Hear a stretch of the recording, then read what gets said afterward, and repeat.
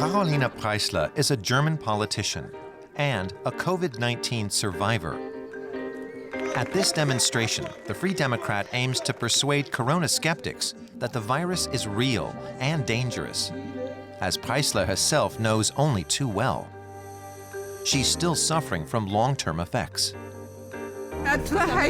Naturopaths don't fear any virus, not a one, but they do fear liars. But will Preisler's words fall on deaf ears?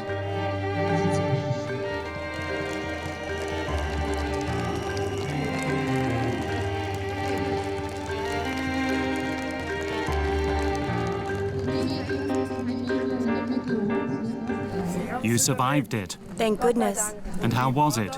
A tough battle. Yeah? Do tell. I suffered from severe shortness of breath and wound up in hospital. But with oxygen, it was okay. Though even when I was no longer infectious, it wasn't over. It's affected my speech.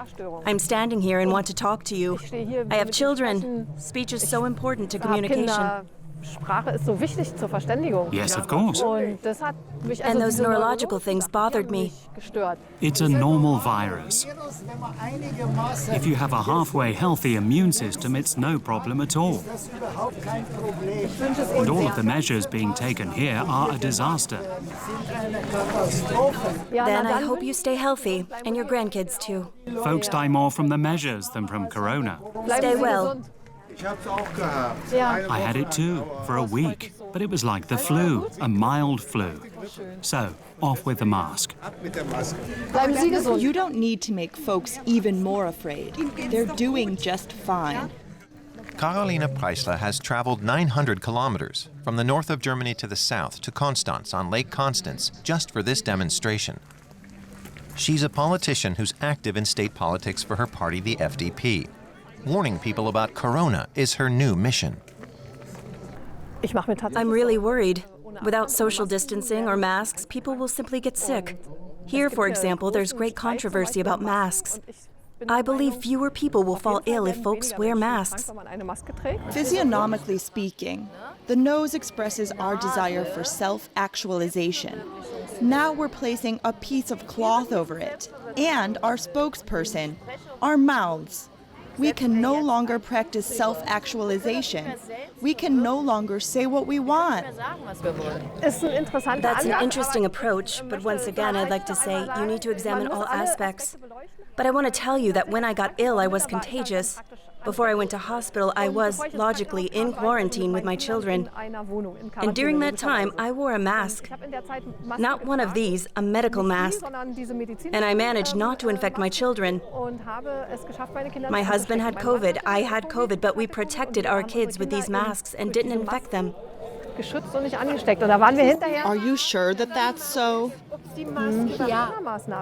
Karoline Preisler meets a colorful mix of demonstrators, including New Agers, conspiracy theorists, hippies, and COVID deniers, as well as those who are simply critical of the corona measures. But they're all united by their deep mistrust of politicians. That's another reason why Preisler is here, to win back their trust. The authorities stipulated that the protesters must social distance. Most are complying to Preisler's relief. Protests like this are currently taking place across Germany. In Konstanz, the police say around 4,000 demonstrators took part over the weekend, though organizers had announced almost 8 times that many would attend. On stage, they speak of love. People make hearts with their hands, and then start spouting hate, chanting, "Lying press, lying press." Many of the speakers here see themselves as victims or oppressed people. This evangelical pastor says masks are an instrument of bondage and claims they're being used to enslave people, as African Americans once were in the U.S. I know there were slave drivers who enslaved these poor people, and this system must go. Outwardly, Preisler keeps her cool. Yet she knows that far-right groups have used demonstrations like this to spread their propaganda.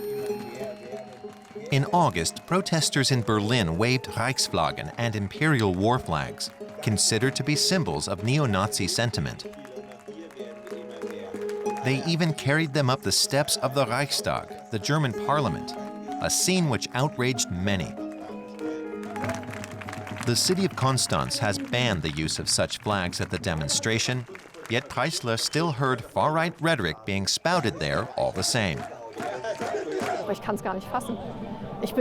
I can't believe it. We've just celebrated 30 years of German reunification. We've a democracy to celebrate, but also to defend. Yet here I'm constantly hearing that we live in a dictatorship and things are on the verge of collapse. I can't believe it. I can't believe how they treat people in the work of decades of peaceful democracy. 6 months earlier, Preisler, isolated in this hospital room, was having trouble breathing. I'm being given oxygen and can use this nebulizer. She documented her experiences and put her corona diary up on Twitter. To this day, she's not fully fit. She finds it hard to stand for long periods, gets short of breath, and has nosebleeds. During the demonstration, she takes a rest break in her hotel room. Last March, she spent 6 days in the hospital fighting COVID. My husband and I said goodbye and weren't really sure if we'd ever see one another again, which meant we were also under pressure to settle our affairs. Not only was I breathless and had this fear of suffocating, we had to decide what to do. He brought the children into the room and they could only say goodbye to me through the window. We thought, in case it was the last time, they should at least have the chance to say goodbye.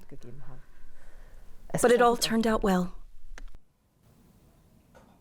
Her husband, who also contracted COVID-19, stayed home and cared for their 3 children, while social distancing. Family communication that transcends all boundaries. Up there is our yellow line, and behind it is my daughter. This way we can talk. Hi.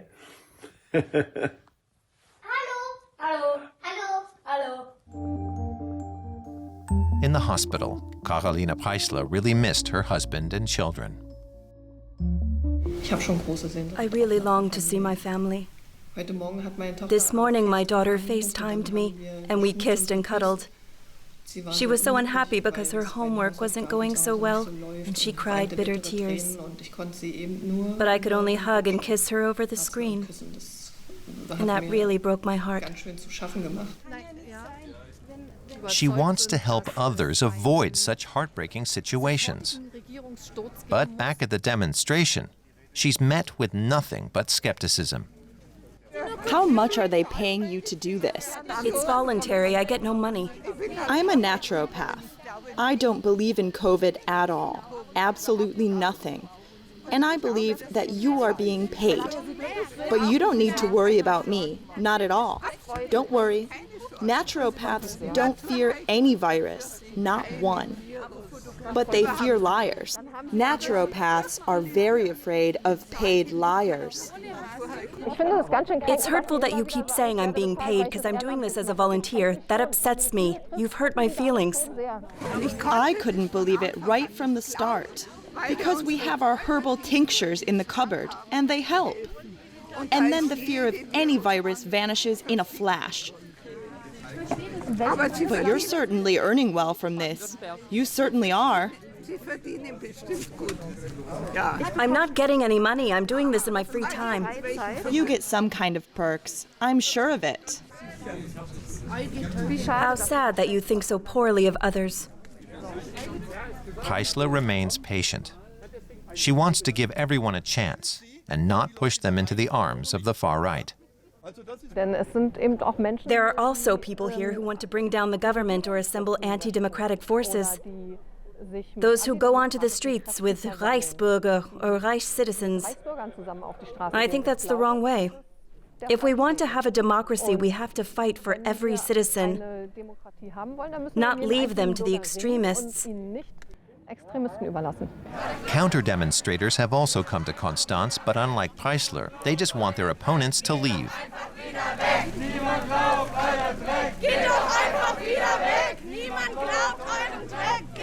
The counter-protesters believe the virologists and place their trust in science, as do most Germans.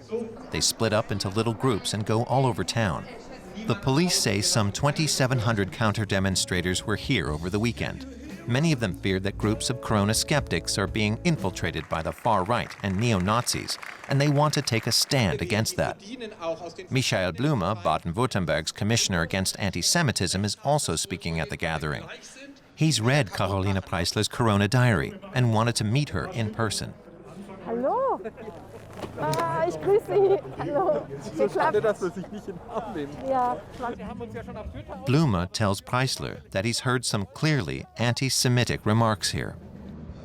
I just visited the Jewish community and they're worried. If people have concerns or criticism, you can talk about them. But raising imperial war flags, insulting Jews or wishing politicians would die is not okay. The same thing happened to me often during discussions today.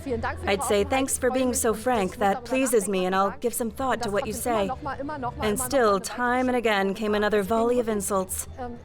The message never got through. I'd capitulate, I made peace signals, smoke signals. There was no appeasing them. We have a constitution, our basic law, and a functioning democracy. And most people want things to stay that way. But these people need a scapegoat, someone they can blame. And that's politicians like you, and scientists like me, and many others. And unfortunately, time and again, they insult Jewish communities. But we're all in this together. That's true. I'm so happy we got to meet here. Once again, she returns to the Corona Skeptics rally. But eventually, even Karoline Preisler has had enough. Can you prove you had COVID? I sure can. I'm always all worked up at the end of a day like this. But I think it's extremely important to engage people, because politics begins at demonstrations like this. So I listen closely and gather lots of info. Then I sort myself out and feel better. We've made lots of mistakes in the past, especially in our debate culture. If I denigrate people as COVIDiots from the start, I can't conduct a dialogue with them at eye level. More dialogue and less hate. That's Karoline Preisler's goal, along with convincing people to take coronavirus seriously.